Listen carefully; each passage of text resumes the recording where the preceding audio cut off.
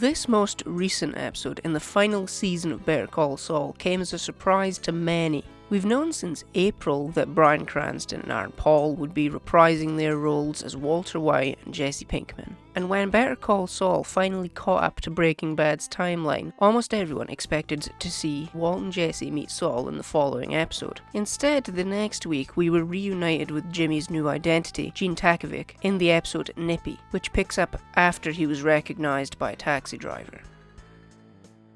The episode was a brilliant exploration of Jimmy's character following the end of Breaking Bad. Sure, the snippets we saw at the beginning of each season were solid, but they weren't overly complex. He agrees to help Jeff get into the game, which leads to Gene becoming Slipping Jimmy for the first time in seemingly years, in order to prevent the mall's security guards from catching Jeff in the act of robbing a clothes store. We see Jimmy put on Marco's ring that symbolises his conman persona, and he wears it whenever he's pulling off a scam. Then at the end he looks at an extravagant shirt and tie, which looks very much like something he'd have worn when he was Slipping Jimmy or Saul Goodman. He doesn't buy it, but he doesn't put it back on the rack either, which shows he can't stay away from the life he once had. I think that's ultimately going to be his downfall in the final episodes. It's a great episode, yet another masterpiece from the Better Call Saul team. The complaints that people had primarily stem from their frustrations from the lack of Walt and Jesse. People need to realize that this isn't Breaking Bad, this is Jimmy's story. And just because they weren't in this episode, it doesn't mean they won't be in the next 3 episodes yet to come. They're confirmed to be in the series, just have some patience. There is 100% people out there whose entire enjoyment of Better Call Saul has stemmed from the off chance that Walt and Jesse will appear. If there's one thing that's consistent about Better Call Saul, it's that it's unpredictable. Just having the next episode be set in the Breaking Bad timeline would have been too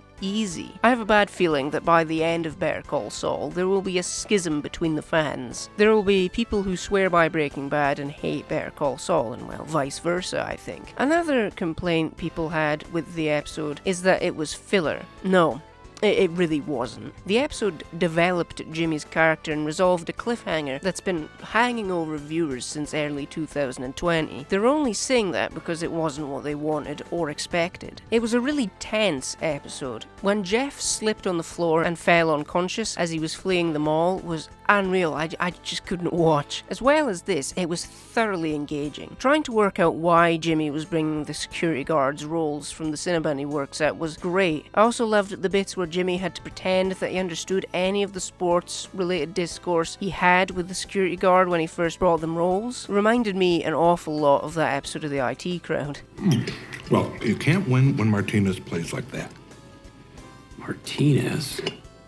What's up with him? You think something's off? Did you see that ludicrous display last night? What's Wenger doing sending Walcott on that early? The thing about Arsenal is they always try and walk it in. Exactly.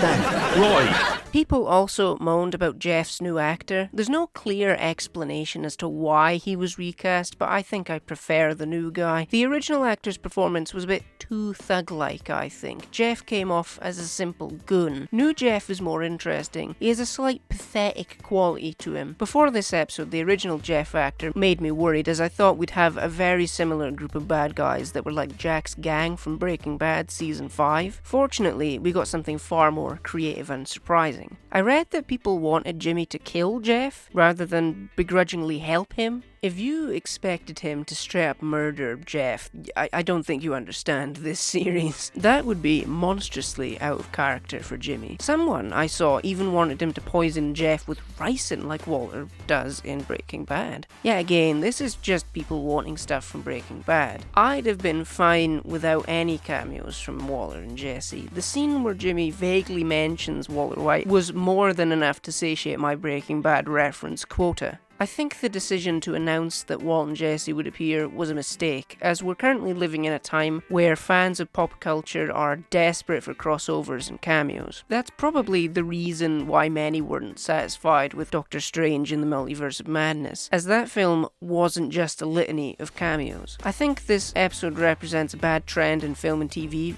critique as well. Far too many people have criticised it for what it wasn't rather than what it was. Sure, I love giving hypothetical rewrites when I review things, but I don't try and turn it into something that it just isn't. Fortunately, for those who cannot wait to see Walt and Jesse again, the next episode of Better Call Saul appears to be titled Breaking Bad, which can only mean one thing.